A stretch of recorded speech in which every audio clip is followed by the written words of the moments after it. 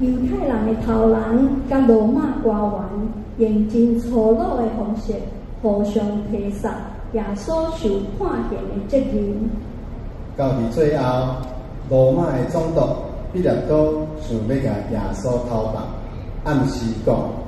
伊查无即个人的罪，总是遐个伫几日前在咧欢迎庆祝耶稣进入耶路撒冷的人民，却变做一大群的暴民，用怨愤的声嗷叫讲，